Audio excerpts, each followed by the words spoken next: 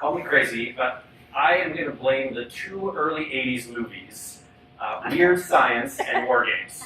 Whoa, I wouldn't have chosen those.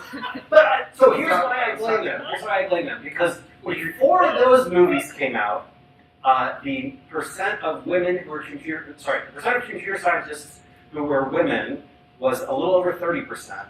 And like, you can basically see right up to the early 80s, it's rising, and then, it's falling, and it falls off the cliff, right? Into the early 90s, into the 2000s, right?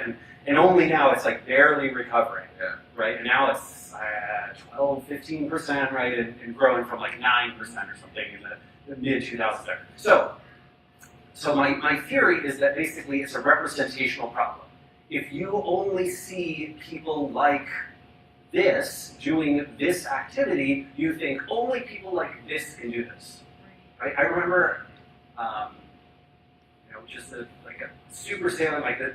I think one of the first times I started becoming a little more woke. I don't know if I actually am, but like becoming a little more woke. We are. This is not a dream right now. Yeah, but we are awake. But you know what I mean, right? So like this was, I don't remember, 2008 or 2009, and I was sort of like in my little bubble, and a friend of mine told me that seeing this guy speak on stage, I don't know if anyone knows Will Reynolds at Cedar Interactive, but he and I did the CEO swap. And he's a black guy who lives in Philadelphia, runs this very impressive agency. So this other friend of mine told me, I didn't know that guys like me, this was a black guy friend, could speak at events like this. Like I thought it was like a white dude thing. Wow. And I had this thing. You did? You thought that? Oh my God! Like, wow, this is.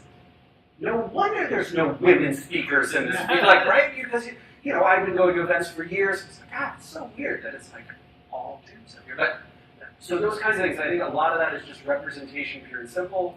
And I think there's also a bunch of sexism and implicit bias and explicit bias and gender bias and all those kinds of things as well. And also, right, probably the reason that most of the people who are on stage is because it's like, well, yeah, it was very tough, and there were no non-white and Asian dudes in tech and venture capital and that kind of thing until lots of companies, especially entrepreneurs who I love and work with all the time, have this problem of like, how do I create demand for my company? Like, where do I go do my marketing? And if that is not throw a bunch of money at Google and Facebook, which is where most marketing happens nowadays, it's challenging to figure out like what are the publications and who are the people that my audience pays attention to. And I think that unfortunately, like that problem started to get solved 6 or 7 years ago with influencer marketing, and then influencer marketing became weird. It got super weird. Now it means who are the half-naked people on Instagram that I can pay $500 to pose without many clothes but with my product. I'm like that. I go, okay, maybe that's like this niche of that market, but what about all the rest? Like, how do I, if you want to go find, let's say you're Crowd Cow, right? You're in Seattle, and you want to go find podcasts that appeal to chefs and foodies. Good freaking luck. Yeah. You will spend weeks of manual research time, like Googling around and trying to go to Stitch Fix and trying to go to iTunes, like trying to figure out what these ones are. It's insane. And so, yeah, my co-founder and I were like, software should do this for you. You should just be able to type in foodies, click on podcasts, and it should say, here are the most listened to podcasts by this particular audience. And if you want foodies in Wisconsin, we'll tell you where they go to. If you want chefs in New York, we'll tell you what they listen to. And then from there, are you connecting them? Are you providing service to be able to reach them? Or what? You're just giving that data. Why would you not? Because I feel like when you get into the relationship connection, you get biased. You want to bias to the people who pay you or like who give you some benefit, or like, hey, we'll put you first if you pay us advertising. I'd rather just charge the actual customer. I see. Yeah.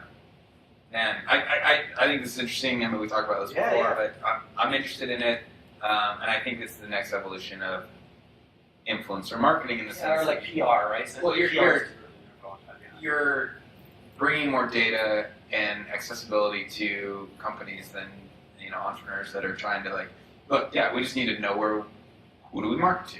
And then the second big reason is I felt like I had something to prove.